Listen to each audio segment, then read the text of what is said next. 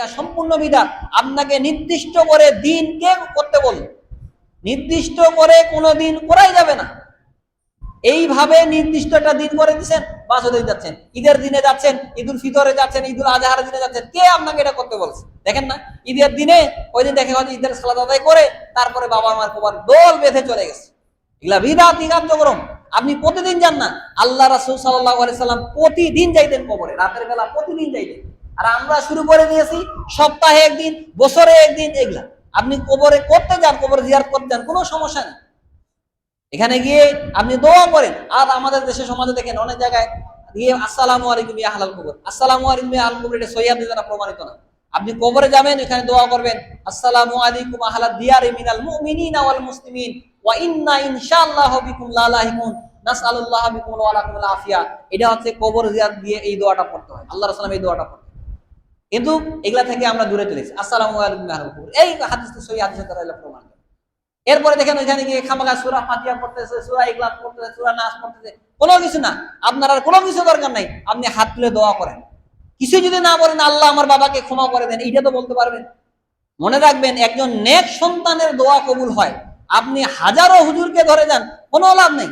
আপনি আপনার বাবার জন্য যে আবেগ নিয়ে কান্নাকাটি করবেন, ওই হুজুর তো আর করবে না। করবে নাকি? কোনোদিন করবে না। রাসূলুল্লাহ যাইতেন, গিয়ে আয়েশা রাদিয়াল্লাহু বলছেন যে ওই দূর থেকে আমি দেখি আল্লাহ রাসূল সাল্লাল্লাহু আলাইহি সাল্লাম কবরে গিয়ে দুই হাত তুলে ঝরঝর করে কাঁদতেছে। ওই আল্লাহ রাসূল তো বলতে পারতেন, আবু বকর চলো আমরা গিয়ে কবর জিয়ারত করি, ওসমান চলো গিয়ে আমরা কবর জিয়ারত করি। যারা জান্নাতের সার্টিফিকেট পেয়ে গেছে, এই রকম বড়, তারা অনেক বড় আলেমও ছিলেন। আপনার হুজুরের কাছে কিছুই না। আবু বকর সিদ্দিক, ওমর রাদিয়াল্লাহু আনহু, রাসূল সাল্লাল্লাহু আলাইহি সাল্লামের পরে সর্বশ্রেষ্ঠ মানুষ হচ্ছে আবু বকর সিদ্দিক রাদিয়াল্লাহু আনহু। ওই তিনি তো কোনোদিন আগে ধরে গেলেন না যে চলো রাতে গিয়ে কবর জিয়ারত করি। ওমর রাদিয়াল্লাহু আনহুকে কোনোদিন তো তিনি ধরে গেলেন না। অথচ আল্লাহ রাসূল বলেন আমার পরে যদি কেউ নবী হয়তো লাকানা ওমর, সেটা ওমর হইতো। এতটা তিনি ছিলেন মর্যাদা সম্পন্ন ব্যক্তি। ওমর যে রাস্তা দিয়ে যাইতো, ওই রাস্তা দিয়ে শয়তান হাঁটতো না। চিন্তা করেছেন? যেই রাস্তা দিয়ে উনি যাইতো, ওই রাস্তা দিয়ে শয়তান হাঁটতো না। আল্লাহ সাল্লাম বলছেন ওমর তুমি যে রাস্তা দিয়ে হাঁটো, ওই রাস্তা দিয়ে শয়তান হাঁটে। ওই আল্লাহ সাল্লাম কোনোদিন ওমরকে বলেননি যে আমার স্ত্রী মারা গেছে, চলো গিয়ে যে কবর জিয়ারত করে আসি। এই কারণে কবর জিয়ারত এটা ব্যক্তিগত একটা বিষয়। আপনি গিয়ে নিজে নিজে করেন, আপনার বাবার জন্য কাঁদেন, আপনার মায়ের জন্য কাঁদেন, কিন্তু এগুলা আমরা আনুষ্ঠানিকতায় পরিণত করে দিয়েছি। এই কারণে সম্মানিত উপস্থিতি, আপনাকে অনুরোধ করব যে এই সব বিদাতি কার্যক্রম গুলো করবেন না, কোনো লাভ হবে না। আপনার বাবা মরে গেছে, ওই আপনি বড় গরু জবাই করবেন আর বড় বিশাল কিছু করবেন, 3টা 5টা 10টা উট জবাই করলেন, কোনো লাভ নেই। আপনি কি করেন? সাদাকা করেন, তার জন্য দান করেন, মসজিদ বানিয়ে দেন, মাদ্রাসা বানিয়ে দেন, এই সকল কাজগুলো করেন। কিন্তু আমরা এই সকল কাজগুলো করতে চাই, এগুলো আমরা করতেই যাইনি। দেখেন, এরপরে আসি আমরা করছি যে কি কি মাধ্যমে আপনি সওয়াব পাঠাতে পারেন। 1 নম্বর যেটা বলবো সেটা হচ্ছে তার জন্য দোয়া করা। আপনার বাবা মারা গেছে, আপনি তার জন্য দোয়া করেন রব্বির হামহুমা কামা রাব্বায়ানি সগীরা, এটা হচ্ছে মুখে দোয়া করা। এরপরে 2 নম্বর সেটা হচ্ছে কি করা? তার জন্য দান সাদাকা করা। কি করা? সাদাকা করা। যত বেশি পারেন সাদাকা করেন, মানুষের টিউবওয়েল বসিয়ে দেন, মাদ্রাসা বানিয়ে দেন, এই সব কাজগুলো করেন। দেখেন সহিহ মুসলিমের মধ্যে হাদিস আছে, আবু হুরায়রা থেকে হাদিসটা বর্ণিত। আল্লাহ রাসূল সাল্লাল্লাহু আলাইহি সাল্লাম বলেন ইজা মাতাল ইনসান ইনকাতা আনহু আমালু ইল্লা মিন সালাসা। একটা মানুষ যখন মারা যায়, ভালোভাবে শুনিয়েন, ইজা মাতাল ইনসান, ইজা মানে তো যখন, মাতা মানে কি মারা যায়, ইনসান মানে হচ্ছে মানুষ। একজন মানুষ যখন মারা যায়, তার সমস্ত আমল বন্ধ হয়ে যায় ইল্লা মিন সালাসা, শুধু 3টা আমল ব্যতীত। কয়টা? 3টা আমল ব্যতীত। এক, আল্লাহ রাসূল সাল্লাল্লাহু আলাইহি সাল্লাম বলেন সাদাকাতুন জারিয়া। সাদাকাতুন জারিয়া মূলক কাজ করলেন, আপনি মানুষকে 10টা খাওয়াইলেন, আপনি ফকির মিসকিনকে, এটা সাদাকা হইতে পারে, সাদাকাতুন জারিয়া নাই। জারি কি এটা বলে? যেটা বহমান থাকে, এর সওয়াব আপনি পাইতে থাকেন, তাই না? এটাকে জারি বলা হয়। তো আপনি একটা টিউবওয়েল বসিয়ে দিবেন, যতদিন মানুষ পানি খাবে এর সওয়াব আপনার বাবা মা পাইতে থাকবে।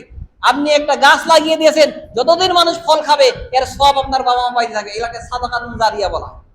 আও ইলমিন ইউনতাফাউ বি, এমন ইলম যার দ্বারা মানুষ উপকৃত হয়, যার দ্বারা মানুষ কি হয়? উপকৃত হয়। আপনি কি করেছেন?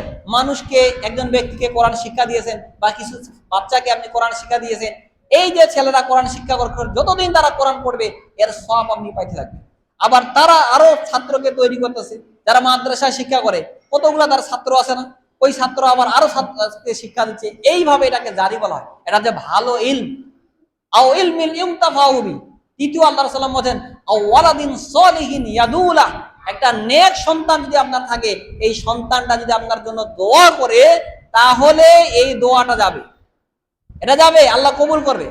দেখেন মিশকাতুল মাসাবির ইলম অধ্যায় একটা হাদিস রয়েছে, এই জায়গায় জান্নাতে এক ব্যক্তির মর্যাদা বাড়তে আছে। সুবহানাল্লাহ। কোথায়? জান্নাতে মর্যাদা বাড়তে আছে, ভালোভাবে শুনিয়েন। তো ওই ব্যক্তি আল্লাহকে বলছেন, ইয়া রব্বি, হে আমার রব, আন্না লাকি হাজা, কি কারণে জান্নাতে আমার মর্যাদা এত বাড়তেই আছে? দেখছেন, সে বলতেছে, আল্লাহ বলছেন ইস্তাগফারি ওয়ালাদাকালা, দুনিয়াতে তুমি একটা নেক সন্তান রেখে এসেছিলে, এই সন্তানটা তোমার জন্য দোয়া করতেছে, যার কারণে জান্নাতে তোমার মর্যাদা বাড়তে আছে। সুবহানাল্লাহ। তাহলে চিন্তা করেছেন, দুনিয়াতে হাজারো কোটি সম্পদ রেখে এটা আপনার জন্য মূল্যবান সম্পদ হবে না? আপনি যদি একটা নেক সন্তান রেখে যান, যেই সন্তান আপনার জন্য দোয়া করবে, এটা হচ্ছে আপনার জন্য মূল্যবান সম্পদ। কিছুই রাখতে পারেন, সন্তানকে ভালো শিক্ষা দেন, উপকারী এলম শিক্ষা দেন, তাকে জমি জমা রেখে যাইতে হবে না।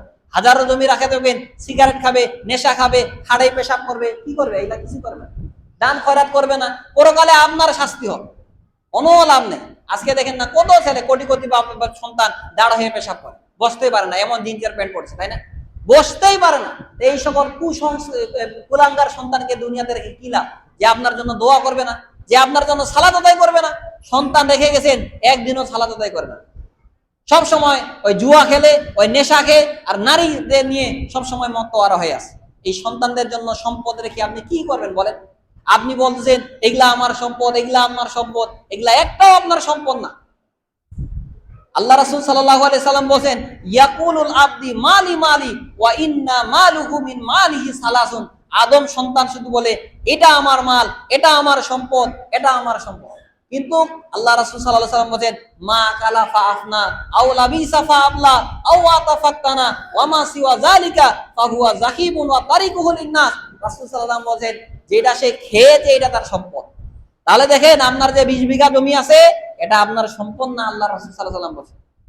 আপনি যেটা খাইয়েছেন ওটা আপনার সম্পদ, আপনি যেটা পড়েছেন, যে জামাটা পরে আপনি নষ্ট করে দিয়েছেন, এটা আপনার সম্পদ। আর ওয়াতা ফাক্তানা, যেটা আপনি দান করেছেন, এটা আপনার সম্পদ। ওয়ামা সিওয়া যালিকা ফাহুয়া যাহিবুন ওয়া তারিকুহু লিন-নাস, আর যা কিছু আপনি রেখে গেছেন, এগুলা হচ্ছে আপনার ওয়ারিসের জন্য। কার জন্য?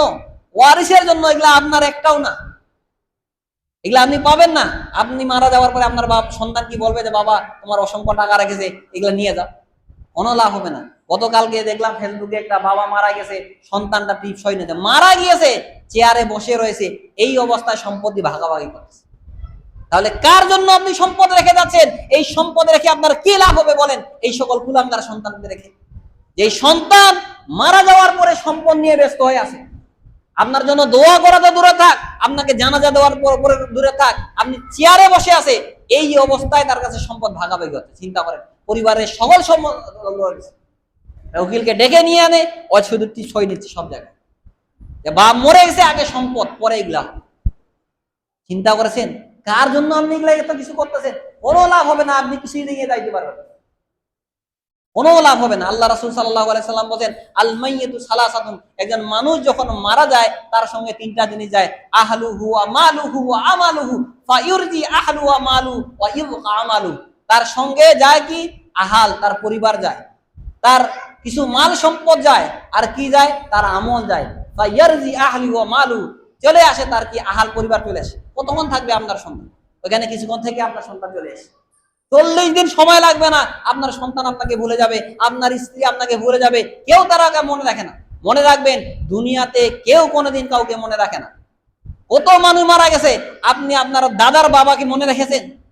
মনে রেখেছেন নাকি? আমার কথা ভালোভাবে শুনেন, মনে রাখেন। কয়দিন তাকে আপনি স্মরণ করেন? আপনি আপনার দাদাকে কয়দিন স্মরণ রাখেন বলেন? আর তার যে পূর্বপুরুষরা, তাদেরকে কয়দিন স্মরণ রাখেন? অথচ তারা আপনার জন্য শত শত বিঘা জমি রেখে গেছে।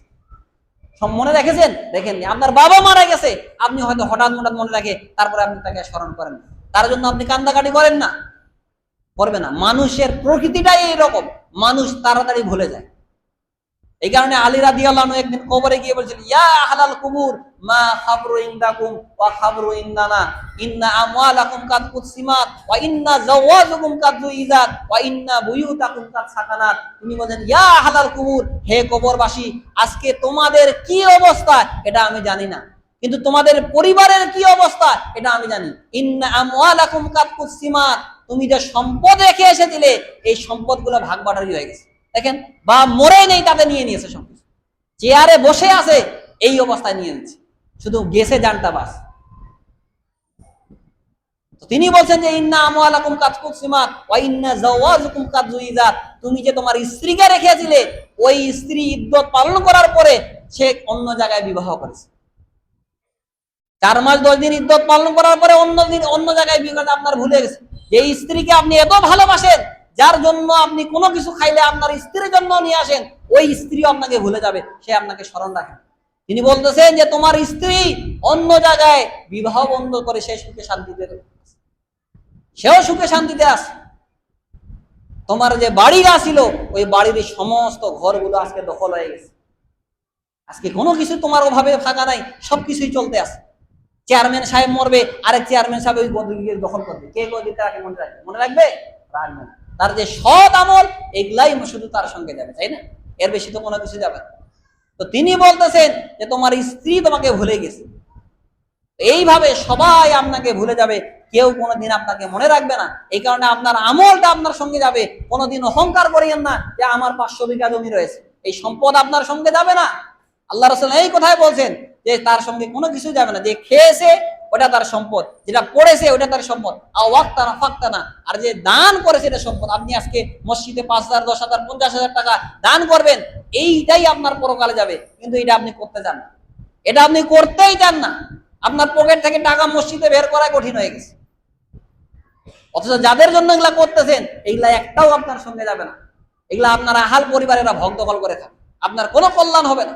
আল্লাহ রাসূল সাল্লাল্লাহু আলাইহি সাল্লাম একদিন একটা কান কাটা মোরা ছাগলের পাশ দিয়ে যাচ্ছিলেন, তো বলতেছেন যে সাহাবারা, তোমরা কি এই যে কান কাটা মোরা যে বাচ্চাটা রয়েছে 1 দিরহামের বিনিময়ে নিতে চাইবে? না, আমরা তো কোনো কিছুর বিনিময়ে নিতে চাই, এ তো মোরা, আবার কান কাটা, এর কোনো দাম নেই। তো তিনি বললেন আল্লাহ সাল্লাম যে তোমার কাছে এই যে কান কাটা মোরা ছাগলের বাচ্চাটা যেমন তুচ্ছ, আল্লাহর কাছে দুনিয়াটা এর চাইতে বেশি তুচ্ছ। আর আমাদের কাছে দুনিয়াটা আজকে কত বেশি হয়ে গেছে কত কিছু আমাদের কাছে দুনিয়া। এই কারণে দুনিয়ার আল্লাহর কাছে কোনো মূল্য নাই।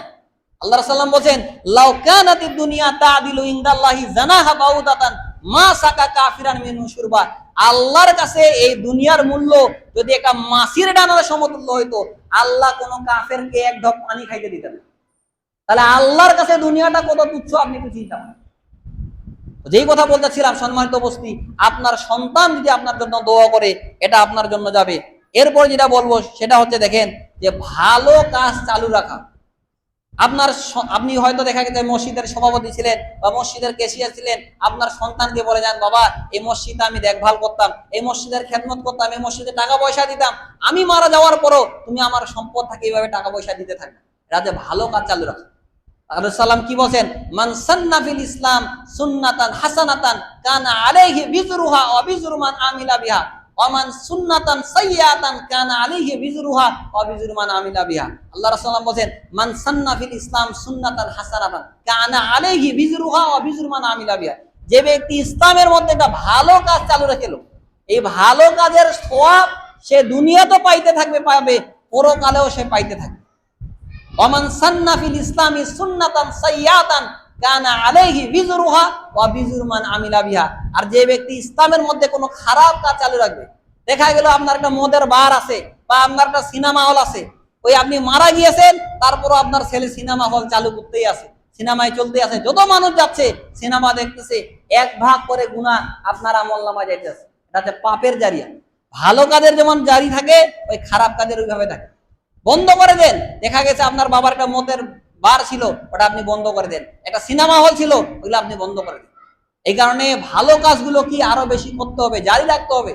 যারা আমার বাবা কিছু বিধবা মহিলাকে মাসে মাসে হয়তো 200-500 বা 10,000 টাকা করে দিত, এই টাকাটা কি দেওয়া, চালু করে রাখা, তাদের ব্যয়ভার বহন করতে থাকা, যেহেতু সম্পদ আছে। আর খারাপ কাজগুলো কি করা, বন্ধ করে। এরপরে দেখেন আরেকটা হাদিসে রয়েছে মুসলিমের মধ্যে 2398 নম্বর হাদিস, যে আল্লাহ সাল্লাম বলছেন একটা মানুষ যখন মারা যায় আরো কিছু প্রায় 6টার মতন আমল আল্লাহ সাল্লাম বলছে জারি থাকে।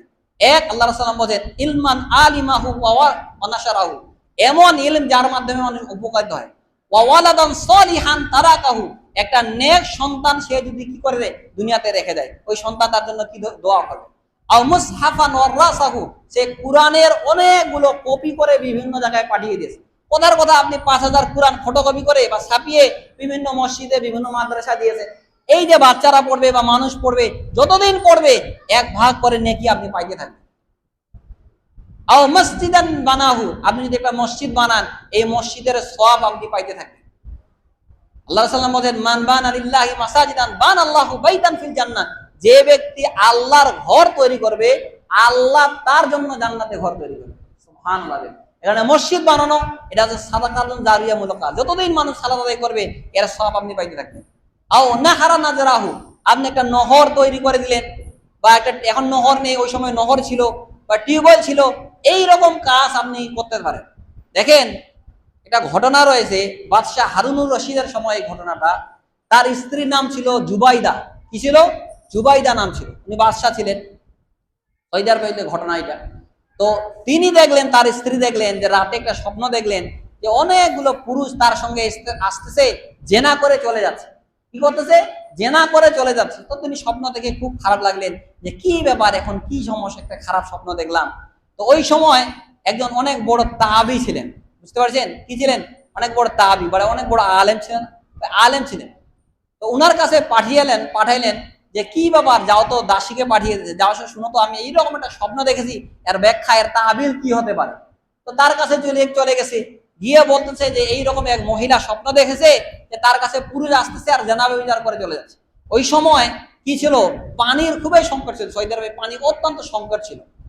তো এইটা বলেছে, তো তিনি বলতেছেন যে কি ব্যাপার, ওই তাবি বলতেছে যে এই স্বপ্ন কে দেখেছে, আগে বলো, ব্যাখ্যা পরে আগে বলো। যে না, আমাকে তো বলতে নিষেধ করেছে। না, বলো যে এই মহিলা এমন কোন মহিলা যে ভালো সৎ এই নিয়ে স্বপ্ন দেখতে পারে, তাছাড়া কেউ দেখতে পারে। তো তিনি বললেন যে বাদশাহ হারুনুর রশিদের স্ত্রী জুবাইদা তিনি এই স্বপ্ন দেখেছে। তো তিনি বললেন যে এর ব্যাখ্যা হচ্ছে এটা, যে আল্লাহ সুবহানাহু ওয়া তাআলা দেখাচ্ছে যে তিনি একটা নহর চালু করে দিবেন যার মাধ্যমে শত শত হাজার মানুষ কিভাবে উপকৃত হবে। এরপরে এই স্বপ্ন যখন ব্যাখ্যা এসে বললেন, তিনি একটা নহর খনন করে দিয়েছিলেন, ওটার নাম হচ্ছে নাহারে জুবাইদা। এখনো ওইটা আছে, এখনো তো ওই রকম নাই, কিন্তু বন্ধ হয়ে আছে, কিন্তু ওর নাম কি? নাহারে জুবাইদা। আপনি ইউটিউবে সার্চ দেন, লেখা আসবে নাহারে জুবাইদা, দেখবেন ওটা চলে আসে। তাহলে দেখেন এই যে তারা ওই সময় নহর চালু করেছে যার মাধ্যমে মানুষ কি হচ্ছে উপকৃত হয়েছে। এই সময় নহর নাই, আপনি অসংখ্য টিউবওয়েল বসিয়ে দেন, যারা অসহায় মানুষ তারা পানি খাবে, যতদিন খাবে, বা কোনো একটা এমন জায়গা যেই জায়গায় হয়তো মানুষের কষ্ট আছে ওই জায়গায় দেন, যতদিন মানুষ পানি খাবে এর সব আপনি পাইতে থাকবেন। তো এইরকম কি করা, ভালো কাজগুলো করা। তো আল্লাহ রাসূল সাল্লাল্লাহু আলাইহি সাল্লাম কি বললেন, আও নাহরা নাজরাহু আও সাদাকাতান আখরাজাহা মিন মালি ওয়া ফিয়া সিহাতি ওয়া হায়াতি ওয়া ইয়ালহাকুহু মিন বাদি মাউতি। এরপরে কি করা, আল্লাহ রাসূল সাল্লাল্লাহু আলাইহি সাল্লাম বলেন সুস্থ অবস্থায় দান করা। কি করা? সুস্থ, যখন আপনি সুস্থ আছেন এই অবস্থা যদি আপনি দান করেন তাহলে মরার পরেও এর সব আপনি পাইতে থাকবেন। মারা যাবেন এরপর আপনি সব পাইবেন। এই কারণে এক সাহাবী এসে আল্লাহ সাল্লামকে বলেছিলেন, আল্লাহ সাল্লাম আইয়ুস সাদাকাতে আযম, কোন সাদাকা, কোন দান সবচাইতে উত্তম? তো আল্লাহ সাল্লাম বলেছিলেন আনতা সাদাকা আনতা সাহিউন ওয়া শাহিউন তাকশাল ফাকরা ওয়া তা'মালুল গিনা। তুমি ওই সময় দান করো যেই সময় দান করলে কি হবে, তোমার নেকি হবে অনেক বেশি। সেটা হচ্ছে কি, আনতা সাদাকা আনতা সাহিউন ওয়া শাহিউন, যেই সময় কি আছে, ধনের প্রতি তোমার লোভ রয়েছে, তুমি সুস্থ রয়েছো, এই সময় তুমি দান করো। তুমি ফকির হয়ে যাবা এই ভয়ে রয়েছে, এই সময় তুমি দান করো, তাহলে তোমার নেকি বেশি হবে। তাহলে দান করতে হবে কখন? যখন আপনি সুস্থ আছেন। এখন অসুস্থ হয়ে গেছেন, শরীর আর চলে না, হাসপাতালে পড়ে আছেন, এখন মসজিদে দান করছেন, ওই সময় দান করলে সব হবে, কিন্তু সুস্থ অবস্থায় দান করলে এর চাইতে বেশি নেকি হবে। সাহাবীটাই বলেছেন, আল্লাহ সাল্লাম আইয়ুস সাদাকাতে আযম, দানের ক্ষেত্রে সবচেয়ে বড় দান কোনটি, কোন দানের নেকি বেশি হবে? আল্লাহ সাল্লাম বলেন আনতা সাদাকা আনতা সাহিউন ওয়া শাহিউন, যখন তুমি সুস্থ আছো, ধনের প্রতি লোভ রয়েছে, আবার ভয় লাগে যে তুমি গরিব হয়ে যাবা, ফকির হয়ে যাবা, এই সময় তুমি দান করো, তাহলে নেকিটা বেশি হবে। বুঝতে পারছেন? এই কারণে সুস্থ অবস্থায় দান করেন, তাহলে এর সওয়াব আপনি পাইতে থাকবেন। এগুলো হচ্ছে সাদাকাতুন জারিয়ামূলক কাজ, এগুলো বললাম। এরপরে আসুন সম্মানিত উপস্থিতি, যেটা আলোচনা করব সেটা হচ্ছে ভালো মৃত্যুর কিছু আলামত নিয়ে আলোচনা করবো। কি নিয়ে? ভালো মৃত্যুর কিছু আলামত, যে এই মৃত্যুগুলো ঘটলে আপনি বুঝতে পারবেন যে এটা ভালো মৃত্যু। এক নম্বর যেটা বলবো সেটা হচ্ছে মৃত্যুর সময় লা ইলাহা ইল্লাল্লাহ বলা। কি বলা? লা ইলাহা ইল্লাল্লাহ। আল্লাহ সাল্লাম বলেন, মান কানা আখিরু কালামি লা ইলাহা ইল্লাল্লাহ দাখালাল জান্নাহ। যার শেষ কথা হবে লা ইলাহা ইল্লাল্লাহ খালিসাম মিন কলবি, খালেস অন্তরে বলতে হবে, এমনি শুধু মুখে লা ইলাহা ইল্লাল্লাহ বলতে হবে না। খালেস অন্তরে যে ব্যক্তি লা ইলাহা ইল্লাল্লাহ বলবে, আল্লাহ রাসূল সাল্লাল্লাহু আলাইহি ওয়াসাল্লাম বলেন দাখালাল জান্নাহ, এই ব্যক্তি জান্নাত পাবে। আর দেখেন লা ইলাহা ইল্লাল্লাহ কি সবাই বলতে পারে? কত মানুষ তো মারা যায় মৃত্যুর আগে লা ইলাহা ইল্লাল্লাহ বলতে পারে? পারে না। কারা পারবে? যারা সৎ মানুষ, নেককার মানুষ, তারাই কেবল লা ইলাহা ইল্লাল্লাহ বলবে। এর জন্য আপনাকে কি করতে হবে? বেশি বেশি করে আল্লাহর জিকির আজকার করতে হবে, আল্লাহকে বেশি বেশি করে কি করতে হবে? স্মরণ করতে হবে। কিন্তু আমরা তো আল্লাহকে স্মরণ করি না। আপনি সারাদিনে আজকে কয়বার ইস্তেগফার করেছেন? সকাল থেকে এখন পর্যন্ত আপনি কয়বার ইস্তেগফার করেছেন? কিন্তু ফজরের সালাতে আদায় করেননি, এমনিতে মসজিদে চলে এসে ফজরের সালাতে আদায় করেন, এমনিতে মসজিদে চলে আসেন। জুমার দিন আনুষ্ঠানিকতা যাইতে হয়, এই কারণে আপনি এসেছেন, তাই না? আমাদের সমাজে জুমার দিনে কয়টা লাইন হয়? মসজিদ জুমার দিনে ভর্তি হয়ে যায়। আমি ঢাকা শহরে সব খুতবা দিয়েছি, জুমার দিনে অসংখ্য মানুষ। ঢাকায় কিছুদিন আগে আমি ঢাকায় গিয়েছিলাম, ওখানে প্রোগ্রাম ছিল, মানুষে মানুষ। আর দেখেন যখন ইমাম সাহেবকে বলছে ফজরে কয়টা লাইন, হাইয়েস্ট একটা লাইন হয়, তাহলে এতগুলো মানুষ তারা কোথায় রয়েছে? ফজরের সময় নাক দেখে ঘুম পাড়ে। অথচ ফজরের সালাত এর গুরুত্বটা অনেক বেশি। আল্লাহ রাসূল সাল্লাল্লাহু আলাইহি ওয়াসাল্লাম বলেন, মান সাল্লা সুবহা ফাহুয়া ফি জিম্মাতিল্লাহ, যে ব্যক্তি ফজরের সালাত জামাতের সঙ্গে আদায় করবে, ফাহুয়া জিম্মাতিল্লাহ, সে আল্লাহর জিম্মেদারিতে চলবে, সারাদিন আল্লাহ তাকে হেফাজত করবে। কিন্তু আমরা এটা করি না। ফজরের সময় আপনি ঘুম পাড়তেছেন। আল্লাহ রাসূল সাল্লাল্লাহু আলাইহি ওয়াসাল্লাম বলছেন যে লাইসা শাইউন, মুনাফিকের কাছে সবচাইতে যেটা কঠিন সেটা হচ্ছে মিনাল ফাজরি ওয়াল ইশা, ফজর এবং এশার সালাত জামাতের সঙ্গে আদায় করা। যারা মুনাফিক এরা ফজর এবং এশার সালাত জামাতে আদায় করতে পারে। দেখবেন এই সময় লোকজন কম। ফজরের সময় মুয়াজ্জিন ডাকতেছে হাইয়া আলা সালাত, ওই সময় আপনি ভালো করে ঘুম পাড়তেছেন, আপনার ঘুমেই পূরণ হয় না। 4টা 5টা 10টা লোক হয়, এটা কি কোনো হইলো? এত বড় একটা মসজিদ, এত বড় একটা মহল্লা হয়, কিন্তু লোক হয় না। সবাই দেখেন বাসায় ঘুম পাড়তেছে। আপনি পরকালে আল্লাহর কাছে কি জবাব দিবেন বলেন? আর আপনি বলেন যে মরার পরে আমি জান্নাতে যাব। জান্নাত কি আপনার মামার বাড়ির পন্তা ভাত যে চাইলে আপনি জান্নাতে যাবেন? জান্নাত অত সহজ না যে আপনি চাইলে চলে যাবেন, কষ্ট করতে হবে, তারপরে আপনি জান্নাত যাইতে পারবেন। এমনিতেই আপনি জান্নাত যাবেন, আজান হবে, আপনি বাসায় ঘুম পাড়বেন, বাসায় সালাত আদায় করবেন, কোনো লাভ হবে? অনেকে আছে দেখেন বাসায় সালাত আদায় করে, বাসায় সালাত আদায় করলে যারা পুরুষ মানুষ তাদের সালাত বাসায় হবে না। কারণ রাসূলুল্লাহ বলেন, মান সামিয়া নিদা ফালাম ইয়ামনাউ মিনাত তিবাই উজরান, যে ব্যক্তি আযান শুনলো কিন্তু মসজিদে আসলো না কোনো ওজর ছাড়া, তার সালাত আল্লাহ সুবহানাহু ওয়া তাআলার কাছে কবুল হবে না। ওজর কি? সাহাবারা বলেন ওয়ামাল ওজর, ওজর কি? আল্লাহ সাল্লাম বলেন আল খাউফু আল মারিদ, সেটা হচ্ছে ভয়, যে আপনি বাসা থেকে আসলে কেউ আপনাকে মারে ফেলবে বা কোনো হিংস্র পশু আপনাকে আক্রমণ করবে, এই রকম যদি সমস্যা থাকে বা প্রচন্ড ঝড় বৃষ্টি হচ্ছে, তাহলে কেবল আপনি বাসায় সালাত আদায় করতে পারবেন, এছাড়া আপনি বাসায় সালাত আদায় করতে পারবেন। পুরুষ মানুষের জন্য বলছি। তাহলে যেই কথা বলেছিলাম সম্মানিত উপস্থিতি, যে মৃত্যুর সময় বলবে লা ইলাহা ইল্লাল্লাহ, এই মৃত্যুটা আছে ভালো মৃত্যু। এই মৃত্যুটা কি? ভালো মৃত্যু। এই কারণে আপনাকে কি করতে হবে? তাসবিহ তাহলিল করতে হবে, আল্লাহকে বেশি বেশি করে স্মরণ করতে হবে। আল্লাহ রাসূল সাল্লাল্লাহু আলাইহি ওয়াসাল্লাম এক সাহাবী আল্লাহ সাল্লামকে বলেছিলেন, আল্লাহ সাল্লাম আইয়ুল আমালি আহাব্বু ইলাল্লাহ, আল্লাহর কাছে কোন আমলটা সবচেয়ে বেশি প্রিয়? আল্লাহ সাল্লাম বলেন আনতামুতা লিসানুকা রাদবুন মিন যিকরিল্লাহ, ওই সময় যেই সময় তুমি মারা যাচ্ছ, ওই সময় তোমার মুখ দিয়ে আল্লাহর জিকির বেরাচ্ছে, তুমি বলতেছো লা ইলাহা ইল্লাল্লাহ, এই আমলটা আল্লাহর কাছে কি সবচেয়ে বেশি প্রিয়। আপনি আল্লাহকে স্মরণ করেন না, এর জন্য কিয়ামতের দিনে আপনাকে আফসোস করতে হবে। আল্লাহ রাসূল বলেন মা মিন সাআতিন তামুরু বিইবনি আদমা লাম ইয়াযকুরুল্লাহ ফিহা ইল্লা হাসসারা আলাইহা ইয়াউমাল কিয়ামা, আদম সন্তানের যেই সময়টা বের হচ্ছে, এই যে আপনি ঘন্টা কি ঘন্টা বাজারে গিয়ে আড্ডা করলেন, চা খাইলেন, অমুকের গীবত করলেন, অমুকের কি করলেন, এই যে সময়টা আপনার গেল, এর জন্য কিয়ামতের দিনে আপনাকে আফসোস করতে হবে। চিন্তা করেছেন এই হাদিসটা? একটু চিন্তা করিয়েন। আপনি জ্ঞান মানুষ, আপনি শিক্ষিত মানুষ, যে আপনার যেই সময়টা যাচ্ছে, এই সময়টা যদি আপনি আল্লাহকে স্মরণ না করেন, অযথা আপনি ব্যয় করেন, এর জন্য ইল্লা হাসসারা আলাইহা ইয়াউমাল কিয়ামা, কিয়ামতের দিনে আপনাকে আফসোস করতে হবে। হায় আফসোস, আমি যদি এই সময়টা আল্লাহর কাছে একটু ব্যয় করতাম। আপনাকে আফসোস করতে হবে। আপনি কি মনে করেছেন আল্লাহ আপনাকে এই রূহ দিয়েছে, এটা আমানত। আপনি এমনিতেই আপনার যৌবনকালটা কি সময়টা নষ্ট করে দিলেন, এর জন্য আপনাকে হিসাব দিতে হবে পরকালে হিসাব দিতে হবে। এই যে যৌবন, এর যৌবনের আপনাকে হিসাব দিতে হবে। আপনি কি মনে করেছেন? রাসূল সাল্লাল্লাহু আলাইহি ওয়াসাল্লাম বলেন, লা তাযালু কাদামা ইবনে আদামা ইয়াউমাল কিয়ামাতি হাত্তা ইউসআলা আন খামসিন। আদম সন্তানের পা নড়াচড়া করবে না 5টা জিনিসের হিসাব না দেওয়া পর্যন্ত। কয়টা জিনিসের? 5টা জিনিসের হিসাব না দেওয়া পর্যন্ত আপনার পা নড়াচড়া করবে না। এক, আন উমরিহি ফিমা আফনা। আপনার পুরা জীবনটা আপনাকে হিসাব দিতে হবে। 60 বছর 70 বছর যা বেঁচেছেন এর হিসাব আপনাকে দিতে হবে। আপনি কি মনে করেছেন আজকে আল্লাহ আপনাকে ছেড়ে দিয়েছেন, এই কারণে আপনি আপনার মন মতো চলতেছেন? পরকালে এর জন্য হিসাবের জন্য আপনি প্রস্তুত থাকেন।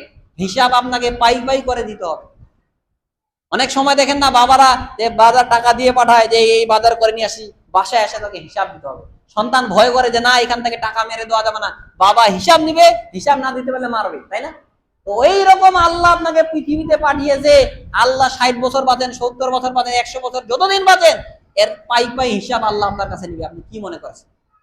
আপনি কি মনে করেছেন নিশা খেয়ে আর নারীবাজি করে আর সালাতে না এসে আপনার যৌবন কালটা আপনি পার করে দিলেন, এর জন্য আপনাকে হিসাব করে দিতে হবে। মানুষের টাকা আত্মসাৎ করেছেন, সম্পদ আত্মসাৎ করেছেন, এর হিসাব আল্লাহর কাছে আপনাকে দিতে হবে। আপনি কি মনে করেছেন যে আমি মানুষের সম্পদ আত্মসাৎ করে পরকালে বেঁচে যাব? বেঁচে যাবেন না। আপনি যদি অল্প সম্পদ মেরে খান, এর জন্য আপনাকে হিসাব দিতে হবে। আল্লাহ রাসূল সাল্লাল্লাহু আলাইহি সাল্লাম কি বলেন? মান আখাযা শিবরান মিন আরদি জুলমান ফাইন্নাহু ইয়াতাওয়াফাউ ইয়াউমাল কিয়ামাতি মিন সাব'i আরদিন। কেউ যদি জুলুম অত্যাচার করে অর্ধ হাত সম্পদ কারো আত্মসাৎ করে, কিয়ামতের দিনে 7 তবক জমিন আল্লাহ সুবহানাহু ওয়া তাআলার ঘাড়ে চাপিয়ে দিবে। বলবে যে এখন ধরে বেড়াও, পারবেন? আর কিয়ামতের একদিন সমান 50,000 বছর। কি বললাম? একদিন সমান 50,000 বছর। তাহলে নেন, এখন আপনি সম্পদ আত্মসাৎ করেন। কিভাবে আপনারা আত্মসাৎ করতে ভালো লাগে? এই যে সম্পদ, আপনার ভাইয়ের সম্পদ মেরে দিয়েছেন, বাপকে বুঝিয়ে যে ও চাকরি বাকরি করে, অনেক কিছু করে, অনেক সম্পদ রয়েছে, আমি তো কিছুই করি না, আমাকে একটু 1 বিঘা সম্পদ বেশি লিখে দাও। এই যে আপনি সম্পদ লিখেছেন, আল্লাহ তো কিয়ামতের দিন আপনি ধরবে, কারণ আপনি জালেম। আপনি আপনার সন্তানের প্রতি জুলুম করেছেন। অনেকে দেখেন মেয়েকে সন্তানে সম্পদে দেনা দেখা যাচ্ছে যে 5টা সন্তান, 2টা মেয়ে, 2টা মেয়েকে একটুও সম্পদ দেয়নি, 3টা ছেলেকে সব সম্পদ দিয়ে দিচ্ছে। এরা হচ্ছে জালেম। কিয়ামতের দিন এরা পার পাইতে পারবে না, এরা ধরবে আল্লাহ তাদেরকে। আপনি কি মনে করেছেন এই সম্পদ মেরে খেয়েছেন, আপনাকে আল্লাহ 7 তবক জমিন আপনার ঘাড়ে চাপিয়ে দিবে, বলবে এখন আদম সন্তান ঘুরে বেড়াও, পারবে? আর কিয়ামতের একদিন সমান 50,000 বছর। তাহলে কি সেদিন আপনার কি অবস্থা হবে? আপনি একটু চিন্তা করেন। আপনার এই চিন্তা যদি থাকতো, এই ভয় যদি থাকতো, তাহলে বাংলাদেশের কোন এমপি, বাংলাদেশের কোন মন্ত্রী আত্মসাৎ করতে পারতো না। কোটি কোটি টাকা নিয়ে বাইরে পাচার করে দেয় না। এদের যদি একটু ভয় থাকতো যে আমি রাষ্ট্রের সম্পদ মেরে খাচ্ছি, আমার কি আমাদের দিনে কি অবস্থা হবে? কোটি কোটি টাকা এরা পাচার করে অন্য দেশে গিয়ে বাড়ি কিনে কি করে নাই করে। এক সাহাবী শুধু গনিমতের সামান্য একটা চাদর আত্মসাৎ করেছিল। কি? গনিমতের একটা সামান্য চাদর। গনিমত তাকে বলা হয় যে জিহাদ করে, ওই সময় জিহাদ ছিল, মুসলিমরা জিহাদ করে, কাফের জায়গায় জিহাদ করে যে মাল সম্পদ পায় এটাকে গনিমত বলা হয়। জিহাদ করে ওই সম্পদ পেয়েছে, শুধু একটা চাদর আত্মসাৎ করার কারণে সাহাবারা বলছে শহীদ হয়ে গেছে, বলছে এই ব্যক্তি শহীদ, অমুক ব্যক্তি শহীদ। আল্লাহ সাল্লাম বলছে না, এ শহীদ না, আমি দেখতে পাচ্ছি একটা চাদর আত্মসাৎ করার কারণে এই চাদর নিয়ে সে জাহান্নামে জ্বলতেছে। তাহলে সামান্য একটা চাদর আত্মসাৎ করার কারণে যদি জাহান্নামে জ্বলতে হয়, তাহলে আপনার এমপির কি আমাদের দিনে কি অবস্থা হবে? আপনার মন্ত্রী সাহেবের কি আমাদের দিনে কি অবস্থা হবে? আপনার চেয়ারম্যান সাহেবের কি অবস্থা হবে, যার কাছে চাউল পাঠিয়েছে হাজার হাজার শত শত বস্তা চাউল মেরে দিয়েছে? কি অবস্থা হবে আপনি একটু চিন্তা করেছেন? আপনি সামান্য একটা চালের বস্তা কেন, একটা চাল যদি মেরে দেন, এর জন্য আপনাকে কি আমাদের দিন হিসাব দিতে হবে? আপনি কি মনে করেছেন আল্লাহ আপনাকে পাই পাই করে ধরবে? তাহলে যারা আজকে কোটি কোটি টাকা বিদেশে পাচার করে, এদের অবস্থা কি আমাদের দিনে কি হবে? এদের দুনিয়াতেও লাঞ্ছনা, পরকালেও এদের লাঞ্ছনাদায় শাস্তি হবে। আপনি কি মনে করেছেন আল্লাহ এখন শুধু ধরে না, যেদিন ধরবে ইন্না বাতশা রাব্বিকা লাশাদীদ, আল্লাহর শাস্তি অনেক বেশি কঠিন। আল্লাহ ফেরাউনকে ছাড় দেয় নাই। ফেরাউন যখন ডুবে মরতেছে, ওই সময় বলতেছে আমানতু হারুন ওয়া মুসা, আমি হারুন এবং মুসার রবের উপরে ঈমান নিয়ে এসেছি। আল্লাহ বলেন আলান ফেরাউন এখন ঈমান নিয়ে আসতেছো, মৃত্যুর গোড়া চলে এসেছে, এখন ঈমান নিয়ে আসার কোনো লাভ হবে না, কোনো লাভ হবে না। তো আজকে যে এমপি মন্ত্রী টাকা আত্মসাৎ করে এদের অবস্থা দুনিয়াতে দেখেন কেমন লাঞ্ছ আদায় হয়। আজকে যারা সম্পদ আছে দেখেন আজকে কি অবস্থা হয়ে গেছে তাদের। এই কারণে সম্পদ আত্মসাৎ করে আপনি পার পেয়ে যাবেন এটা আপনি মনে করিয়েন না। আপনার দুনিয়াতেও শাস্তি হবে, পরকালে তো আল্লাহ ধরবে। তো যেই কথা বলতেছিলাম সম্মানিত উপস্থিতি, যখন মৃত্যুর সময় লা ইলাহা ইল্লাল্লাহ যারা বলবে এদের মৃত্যুটা হচ্ছে ভালো মৃত্যু। এরপর যেটা বলবো সেটা হচ্ছে জুমার দিনে যারা মারা যায়। আল্লাহ রাসূল সাল্লাল্লাহু আলাইহি ওয়াসাল্লাম বলেন, মা মিন মুসলিমিন ইয়ামুতু ইয়াউমাল জুমাআতি আও লাইলাতিল জুমআ ইল্লা ওয়াকাফাল্লাহু ফিতনাতাল কবর। যে কোনো মুসলিম যদি জুমার দিনে অথবা জুমার রাতে মারা যায়, ইল্লা ওয়াকাফাল্লাহু ফিতনাতাল কবর, আল্লাহ তাকে কবরের যে ফিতনা, কবরের যে শাস্তি, এই শাস্তি আল্লাহ সুবহানাহু ওয়া তাআলা তাকে মাফ করে দিবেন। সুবহানাল্লাহ। এই হাদিসটা আপনারা পাবেন তিরমিজির মধ্যে 1074 নম্বর হাদিস। এরপর যেটা বলবো সেটা হচ্ছে যে নেক আমল অবস্থায় যদি আপনি মারা যান, আপনি হয়তো সিয়াম আছেন, এই অবস্থায় যদি আপনি মারা যান তাহলে আপনি কি জান্নাতে চলে যেতে পারবেন। আল্লাহ রাসূল সাল্লাল্লাহু আলাইহি ওয়াসাল্লাম বলেন যে কোনো ব্যক্তি যদি সৎ আমল করে সিয়ামরত অবস্থায় আছে, এই অবস্থায় মারা যায়, আল্লাহ সুবহানাহু ওয়া তাআলা তাকে জান্নাত দিয়ে দিবেন। সুবহানাল্লাহ, এটা ভালো মৃত্যু। এরপর যেটা বলবো সেটা হচ্ছে শহীদের মৃত্যু। যারা শহীদ হয় আল্লাহ রাস্তায় জিহাদ করতে, যারা মারা যায়, এদের জন্য অনেক পুরস্কার রয়েছে। দেখেন মিকদাম রাদিয়াল্লাহু থেকে হাদিসটা বর্ণিত, আল্লাহ সাল্লাম বলেন লিশাহিদি ইনদাল্লাহি সিত্তু খিসালিন, শহীদদের জন্য আল্লাহর কাছে 6টা পুরস্কার রয়েছে। কয়টা পুরস্কার? 6টা। এক, আল্লাহ রাসূল সাল্লাল্লাহু আলাইহি ওয়াসাল্লাম বলেন ইউগফার লাহু ফি আউয়ালি দাফাতিন ওয়া ইউরা মাকাদাহু মিনাল জান্নাহ, তার রক্তের ফোঁটা পড়ার সঙ্গে সঙ্গে আল্লাহ সুবহানাহু ওয়া তাআলা তাকে ক্ষমা করে দেন, এবং জান্নাতে তার থাকার জায়গা, এই জায়গাটা তাকে দেখানো হয় যে তুমি মারা যাওয়ার পরে এই জান্নাত তোমার জন্য অপেক্ষা রয়েছে। সুবহানাল্লাহ। ওয়া ইউজারু মিন আযাবিল কবর ওয়া ইউমানু মিন ফাযাইল আকবার, আল্লাহ সাল্লাম বলেছে তার কবরের শাস্তি মাফ। যারা শহীদ আল্লাহর রাস্তায় যারা মারা যায়, নিহত হয়, এদের কবরে আযাব হবে না, এবং কিয়ামতের যে বিভীষিকাময় দিন থেকে, এই দিন থেকে আল্লাহ সুবহানাহু ওয়া তাআলা তাকে কি করবে? রক্ষা করবে। ওয়া ইউযাওয়াজু ইসনাতাইনি সাবঈনা যাওজাতান মিনাল হুরিন, এবং কিয়ামতের দিনে আল্লাহ সুবহানাহু ওয়া তাআলা জান্নাতে তাকে 72 জন হুরের সঙ্গে বিবাহ দিবে। সুবহানাল্লাহ। তাহলে দেখেন একজন শহীদের মর্যাদা কত বেশি। একজন শহীদ 72 জন হুরের সঙ্গে আল্লাহ তাকে বিবাহ দিবে। হুর জানেন, হুর আল্লাহ রাসূল সাল্লাল্লাহু আলাইহি ওয়াসাল্লাম বলেন যে হুর এমন, ওরা দুনিয়াতে যদি একটু উকি দেয় তাহলে পুরা দুনিয়াটা আলোকিত হয়ে যাবে। আর জান্নাত তো কত দামি জায়গা, আপনাকে বলে আমি শেষ করে দিতে পারবো। আল্লাহ রাসূল সাল্লাল্লাহু আলাইহি ওয়াসাল্লাম বলেন যে জান্নাতে একটা চাবুক রাখার জায়গা, খায়রুম মিনাদ দুনিয়া ওয়া মা ফিহা, দুনিয়া এবং দুনিয়াতে যা কিছু রয়েছে সব কিছুর চাইতে উত্তম। চিন্তা করেছেন একটা চাবুক রাখার জায়গা কতটুকু হবে বলেন দেখি। এর দুনিয়াতে যত সম্পদ রয়েছে সবকিছুর চাইতে উত্তম হচ্ছে জান্নাতের ওই জায়গাটা। জান্নাত এত দামি। আল্লাহ রাসূল সাল্লাল্লাহু আলাইহি ওয়াসাল্লাম বলেন জান্নাতের এক একটা গাছ থাকবে, এই গাছ ছায়া অতিক্রম করতে একটা দ্রুতগামী ঘোড়া যদি 100 বছর দৌড়ায় ওই ছায়া শেষ করতে পারবে না। 100 বছর দৌড়িয়ে ওই জান্নাতের ছায়া শেষ করতে পারবে না। তাহলে জান্নাত কত বড় আপনি একটু চিন্তা করেন। যে একেবারে নিম্নমানে, সবার শেষে যে ব্যক্তি জান্নাতে যাবে, নিম্নমানে যাকে জান্নাত দেওয়া হবে তাকে 10টা পৃথিবীর সমান জান্নাত দেওয়া হবে। সুবহানাল্লাহ। 10টা পৃথিবী আপনি চিন্তা করেছেন, এই যে পৃথিবীটা রয়েছে কত বড় পৃথিবী, এইরকম 10টা পৃথিবী আপনাকে দেওয়া হবে যদি আপনি সৎ আমল করতে পারেন। মরলেই আপনার জান্নাত, আল্লাহ আপনার জান্নাত জন্য রেডি করে রেখেছে, কিন্তু আপনি সৎ আমল করতে চান, ভালো আপনি আমল করতে চান না, আপনি একটু কষ্ট করে ফজরের সালাতে আসতে চান না, একটু আমল করেন না। চিন্তা করেছেন এখানে আজকে যারা এসেছে কাউকে যদি বলা হয় যে সামনে জুমায় যারা সবার আগে আসবে তাকে 50,000 টাকা পুরস্কার দেওয়া, তাহলে সবাই লটারি করে আগে ভাগে আসবে, আসবে কিনা? সামান্য 50,000 টাকার দেওয়ার জন্য চিন্তা করেছেন? আজকে ওই কি মাঝে মধ্যে কি বলে, ওই তেল দিয়ে কিসে বলে, মেম্বার সাহেব কি বলে এগুলা, টিএসসি না কিসের জন্য তেল দেয় না, হয়তো 100-200 টাকা কম নেই, এর জন্য লাইন ধরে দাঁড়িয়ে থাকে। আপনি একটু চিন্তা করেছেন ওই হয়তো যে বাজার দর এর চাইতে 200-300 টাকা কম নিবে সরকার, এর জন্য কি করে লাইন ধরে দাঁড়িয়ে থাকে আমি দেখেছি। তো সামান্য 200-300 টাকা বাঁচার জন্য বাঙালি লাইন ধরে থাকে। আর জান্নাত আল্লাহ আপনার জন্য এমন রেডি করে রেখেছে যে জান্নাতের ছায়া হচ্ছে একটা ঘোড়া যদি অতিক্রম করতে যায় 100 বছর সময় লাগে। 10টা পৃথিবীর সমান জান্নাত আল্লাহ আপনাকে দিবে। 10টা পৃথিবী মনে করে, মানে 10টা পৃথিবীর বাদশা হচ্ছে আপনি হবেন মরে যদি যান, আপনি যদি জান্নাতে পাইতেন। সুবহানাল্লাহ, চিন্তা করেছেন কত মূল্যবান। কিন্তু আমরা এই জান্নাতের আশায় আমরা কাজ করতে চাই না, আমরা দুনিয়া নিয়ে পাগলা হয়ে গেছি। তো যে কথা বলতেছিলাম সম্মানিত উপস্থিতি, যে আল্লাহ সাল্লাম বলছে যে 72 জন হুরের সঙ্গে তার বিবাহ দিবে। এরপরে আল্লাহ রাসূল সাল্লাল্লাহু আলাইহি ওয়াসাল্লাম ওয়ায়ুশাফাউ ফি সামি'আন আকারিব, এবং তার পরিবারে থেকে 70 জনের সুপারিশ কবুল করা হবে। যার নিকট আত্মীয় 70 জন আছে যারা হয়তো জাহান্নামে চলে গেছে কোনো কারণে, কাবিরা গুনার কারণে, এই শহীদ ব্যক্তি সুপারিশ করবে যে আল্লাহ এই সকল আত্মীয়দেরকে আমাকে জান্নাতে দিয়ে দাও। আল্লাহ তাদের ঈমান থাকার কারণে তাকে জান্নাতে দিয়ে দিবে। সুবহানাল্লাহ। তাহলে একজন শহীদের মর্যাদা কেমন। এই কারণে আল্লাহ সাল্লাম সবসময় শহীদের মৃত্যু চাইতেন। এই কারণে কি চাইতে হবে, যে আল্লাহ আমার মৃত্যুটা যেন শাহাদাতের মৃত্যু হয়। আল্লাহ সাল্লাম বলেন আমার ইচ্ছা হয় আমি শহীদ হই আবার জিন্দা হই, আমি শহীদ হই আবার জিন্দা হই। এইভাবে আল্লাহ সাল্লাম 3 বার বলেছেন। শহীদের মৃত্যুর মতো সর্বশ্রেষ্ঠ মৃত্যু আর কোনো কিছু নেই। এই কারণে আল্লাহর কাছে চাইতে হবে আল্লাহ আমার মৃত্যুটা যেন কি হয়, শাহাদাতের মৃত্যু হয়।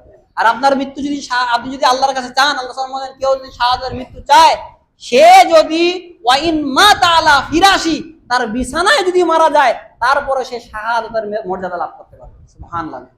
সেই মুসলিমের মধ্যে হাদিস রয়েছে যে কেউ যদি চায় সবসময় আল্লাহর কাছে যে আল্লাহ আমার মৃত্যুটা শাহাদাতের মৃত্যু দাও, আল্লাহর কাছে চাইতে হবে আল্লাহ আমাদের সবার মৃত্যু শাহাদাতের মৃত্যু হিসেবে কবুল করুন, আল্লাহুম্মা আমিন।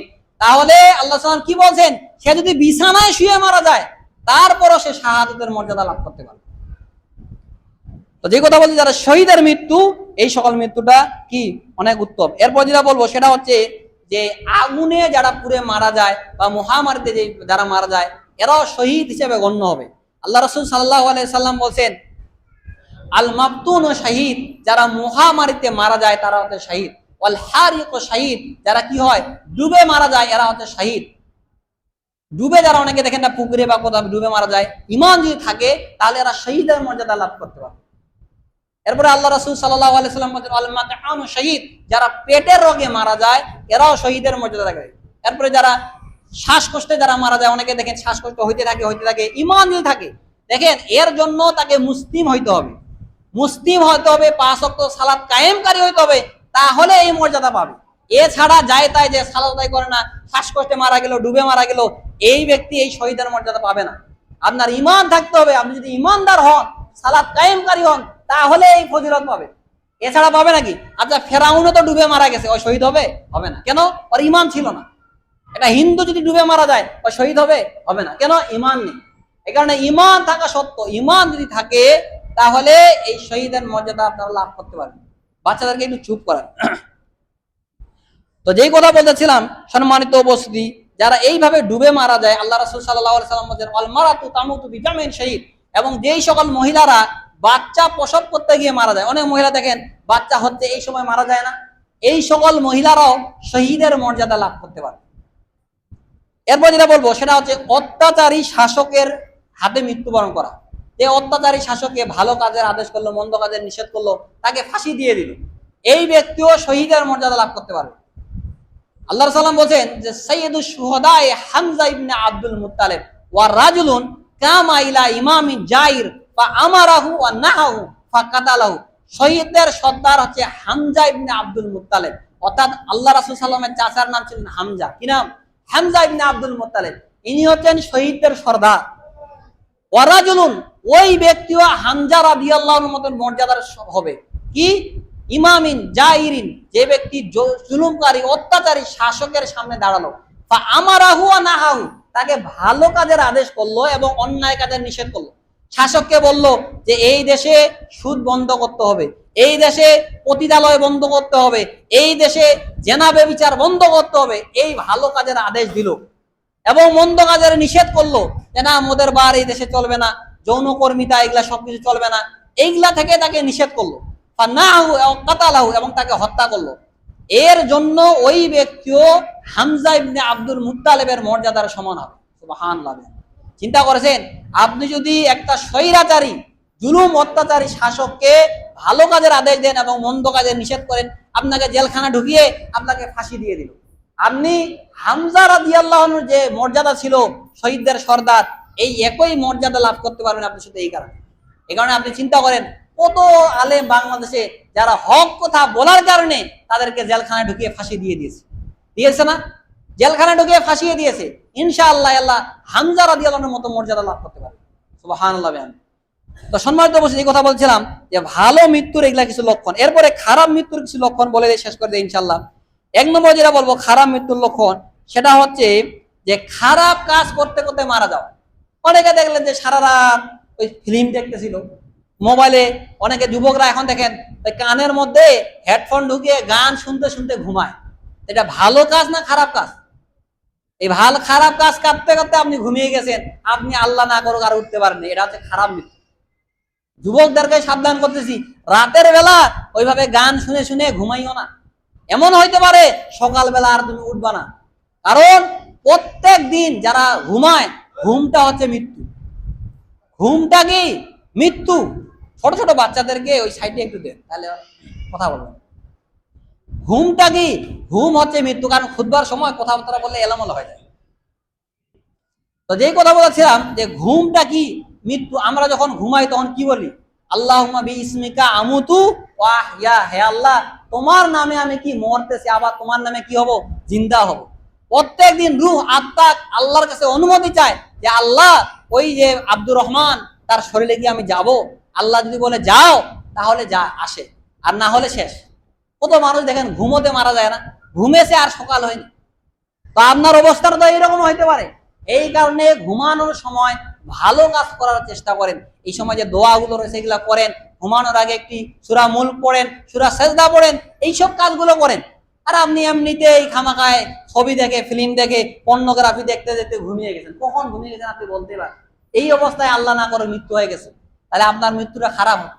এই অবস্থায় আপনি যদি যান আল্লাহর কাছে, তাহলে জান্নাতে যাবেন না জাহান্নামে যাবেন? বলে আপনি আপনার নিজেকে প্রশ্ন করেন। এই কারণে এটা হচ্ছে খারাপ মৃত্যুর লক্ষণ। এরপর যেটা বলবো সেটা হচ্ছে আত্মহত্যা করা। অনেকে দেখেন যে আত্মহত্যা করে মারা যায় না। এই কারণে যারা আত্মহত্যা করে মারা যায়, কিয়ামতের দিন ওরা ওইভাবে উঠবে। কেউ যদি ফাঁসি টাঙ্গে মারা যায়, তো ওইভাবে কিয়ামতের দিন হয় বারবার ফাঁসি টানতেই থাকবে, টানতে থাকবে। অনেকে বিষ খায় না, বিষ খায় মারা যায়। আল্লাহ বলবে ঠিক আছে তুমি বিষ খাইতে থাকো। যারা আল্লাহ সাল্লাম বলছেন পাহাড়ের উপর থেকে আত্মহত্যা করে মরবে, তাকে ওই রকমের করা হবে, পাহাড়ে উঠানো হবে, আবার পড়বে, আবার উঠানো হবে, আবার পড়বে। এই কারণে আত্মহত্যা এটা করতে যাইয়েন। আল্লাহ এই যে রূহ আত্মা আপনাকে দিয়েছে, এটা আমানত হিসেবে, কি হিসাবে? আমানত হিসাবে। এটা আপনি খেয়ানত করবেন কেন? যেই দিন আপনার সময় হবে ওই দিন আল্লাহ আপনাকে এমনিতে নিয়ে যান। এই কারণে কোনোদিন নিজের মৃত্যু চাইতে হয় না। অনেক মহিলা বলে যে সবারই মৃত্যু হয়, আমার মরণ হয় না কেন? বলে না, মা বোনরা গ্রামের মধ্যে এগুলো কথা বলে। একটু সন্তানটা হয়তো একটু জুলুম, একটু দুষ্টামি করতেছে, শয়তানি করতেছে, মা বোনরা এই কথা বলে। এই কথা বলা জায়েজ নাই। আল্লাহ সাল্লাম বলেন লা তাদু আলা আনফুসিকুম লা তাদু আলা আমওয়ালিকুম লা তাদু আলা আওলাদুকুম, তোমরা তোমাদের নিজের জন্য, নফসের জন্য কোনোদিন বদদোয়া করিও না, ও তোমাদের সন্তানদের জন্য কোনোদিন বদদোয়া করিও না, তোমাদের মাল সম্পদের জন্য কোনোদিন বদদোয়া করো না। এই কারণে এইভাবে বদদোয়া করতে হয়। আপনার যদি বিপদ হয়, জুলুম অত্যাচার হয়, তারপরও ডাইরেক্ট মৃত্যু চাওয়া জায়েজ নাই। কিভাবে বলতে হবে? আল্লাহুম্মা আহইনি মা কানাতিল হায়াতু খায়রাল্লি ওয়া তাওয়াফানি ইজা কানাতিল ওয়াফাতু খায়রাল্লি। আল্লাহুম্মা আহইনি, হে আল্লাহ তুমি আমাকে অতদিন পর্যন্ত জিন্দা রাখো যতদিন বেঁচে থাকা আমার জন্য কল্যাণকর, আমার পরিবারের জন্য কল্যাণকর। ভালোভাবে এই কথাটা শুনেন, অত্যন্ত গুরুত্বপূর্ণ কথা। কি বললাম বলেন দেখি? ডাইরেক্ট মৃত্যু চাওয়া জায়েজ নাই। মা বোনেরা ভালোভাবে শুনেন, নিজে কোনোদিন কইবেন না যে আল্লাহ আমাকে নিয়ে যান, আমার মরণ কেন হয় না। মহিলারা এগুলা হচ্ছে তাদের অজ্ঞতার কারণে এইসব কথা বলে। ছেলেকে বলে এটা মরে না কেন রে, বলে না। এই কথাগুলো, এগুলাতে ইমান বিধ্বংসী কথাবার্তা, এগুলা বলা যাবে না। আল্লাহ সাল্লাম কি বলতেছে? তোমার উপরে যদি জুলুম অত্যাচার হয়, তারপরে তুমি ডাইরেক্ট মৃত্যু চাইতে পারবে না। যেমন ইমাম আবু হানিফাকে এত জুলুম অত্যাচার করতো, জেলখানায় তিনি মারা গিয়েছে। ইমাম আহমদ ইবনে হাম্বল রাহমাহুল্লাহকে তাকে প্রত্যেক দিন 100 করে বেদাঘাত করতেন। যে বলা হয় যে ওলামা কেরাম বলেন যদি কোনো হাতিকে এইভাবে বেদাঘাত করতো, হাতি মারা যায়। তাহলে কতটা জুলুম অত্যাচার করেছে ওই সময় অত্যাচারী শাসকরা। তারপরেও তারা বলেনি যে আল্লাহ আমাকে মরণ তো, আমি সহ্য করতে পারতেছি না। তখন আল্লাহ সাল্লাম বলবে, তুমি এইভাবে বলবে আল্লাহুম্মা আহইনি মা কানাতিল হায়াতু খায়রাল্লি, হে আল্লাহ তুমি আমাকে অতদিন পর্যন্ত জীবিত রাখো যতদিন আমার বেঁচে থাকা কল্যাণকর। কারণ আপনি বেঁচে থাকলে আপনি ভালো কাজ করতে পারবেন। সামনে যদি রমাদান পর্যন্ত আপনি বেঁচে থাকেন, তাহলে রমাদানের 30টা সিয়াম আপনি পালন করতে পারবেন, পারবেন কি না? কিয়ামুল লাইল করতে পারবেন। এই কারণে আপনার ভালো কাজ কিন্তু বাড়বে। আল্লাহর কাছে এইভাবে দোয়া করতে হবে, আল্লাহুম্মা ইনি মা কানাতিল হায়াতু খায়রাল লি, আল্লাহ যতদিন বেঁচে থাকা আমার জন্য কল্যাণকর। আমি জানি না আল্লাহ আমার বেঁচে থাকা কতদিন কল্যাণকর, তুমি জানো। আমার স্ত্রী সন্তান আমার আহাল পরিবারের জন্য বেঁচে থাকা যতদিন আমার কল্যাণকর, আমাকে অতদিন বেঁচে রাখো। ওয়া তাওয়াফানি ইজা কানাতিল ওয়াফাতু খায়রাল লি, আর আমার মৃত্যু তখন দাও যখন আমার মরে যাওয়াটা ভালো হবে। আল্লাহ তুমি জানো কখন আমার মৃত্যু হলে ভালো হবে, আমি জানি না। তাহলে চিন্তা করেছেন, দোয়া করলে এইভাবে দোয়া করবেন, এই দোয়াটা মুখস্থ করবেন। হিজতুল মুসলিমের মধ্যে এই দোয়াটা রয়েছে, আরবি না বলেন বাংলায় বলেন যে আল্লাহ যতদিন আমার বেঁচে থাকা কল্যাণ করো, অতদিন আমাকে জিন্দা রাখো, আর যখন আমার মরে যাওয়াটা ভালো হবে তখন আমার মৃত্যু দান করো। এইভাবে দোয়া করতে হবে, এগুলো শিখতে হবে, জানতে হবে। কিন্তু এইভাবে কোনোদিন সন্তানের জন্য বদদোয়া করা যাবে না। অনেকে আছে সন্তান খারাপ, সন্তানকে বদদোয়া দে যে তুই মারা যাবি, তোর ধ্বংস হবি, এটা বলা কোনোদিন জায়েজ নাই। আল্লাহ সাল্লাম নিষেধ করেছে যে তোমাদের সন্তানদের কোনো বদদোয়া দেওয়া না। সন্তান যতই খারাপ হোক, চোর হোক, ডাকাত হোক, বাটপার হোক, যা হয় হোক, সন্তানকে কোনোদিন বদদোয়া দিবেন না। তার জন্য দোয়া করেন যে আল্লাহ আমি তো চাইনি আমার সন্তানটা খারাপ হোক, আল্লাহ তুমি আমার সন্তানকে সংশোধন করো। এই কারণে কোনোদিন মুখ খুলবেন না, কারণ মুখ সন্তানকে বদদোয়া দিলে এটা লেগে যায়, বাবা মার দোয়া লেগে যায়। এই কারণে সন্তানকে বদদোয়া দিবেন না, সন্তানকে দোয়া করবেন। ওই সন্তানটা তো আপনি জন্ম দিয়েছেন, কেন তাকে বদদোয়া দেন? এই কারণে সন্তানকে কোনোদিন বদদোয়া দিবেন না, কোনোদিন মুখ খুলবেন না। তো সম্মানিত উপস্থিতি, এসব কথা বললাম, আল্লাহ সুবহানাহু ওয়া তাআলা যেন আমাদেরকে এইসব কথার উপরে আমল করার তৌফিক দান করুক, আল্লাহুম্মা আমিন। আল্লাহ যেন আমাদেরকে শিরক এবং বিদআত থেকে দূরে থাকার তৌফিক দান করেন, আল্লাহুম্মা আমিন। যারা এসেছেন মসজিদে, আল্লাহ যেন তাদেরকে সৎ আমল করার তৌফিক দান করেন, আল্লাহুম্মা আমিন। যারা এসেছেন, আল্লাহ যেন তাদেরকে 5 ওয়াক্ত সালাত কায়েমকারী বানিয়ে দেন, আল্লাহুম্মা আমিন। আল্লাহ যারা অসুস্থ তাদেরকে তুমি সুস্থতা দান করো, আল্লাহুম্মা আমিন। যারা মারা গেছে, আল্লাহ সুবহানাহু ওয়া তাআলা তাদের কবরে আযাব মাফ করে জান্নাতুল ফেরদাউস দান করেন, আল্লাহুম্মা আমিন। আল্লাহ সুবহানাহু ওয়া তাআলা ফিলিস্তিনে যে সকল ভাই এবং বোনেরা মারা যাচ্ছে, আল্লাহ যেন তাদেরকে শাহাদাতের মর্যাদা দান করেন, আল্লাহুম্মা আমিন। যারা ব্যবসা করতেছেন, আল্লাহ যেন তাদের ব্যবসায় বারাকা দান করেন, আল্লাহুম্মা আমিন। যারা কৃষি কাজ করে, আল্লাহ যেন তাদের কৃষিকাজে বারাকা দান করেন, আল্লাহুম্মা আমিন। আল্লাহ সুবহানাহু ওয়া তাআলা যেন আমাদের দেশের শাসকদেরকে সৎভাবে চলার তৌফিক দান করেন, আল্লাহুম্মা আমিন। ওয়া আখিরু দাওয়ানা আলহামদুলিল্লাহি রাব্বিল আলামিন।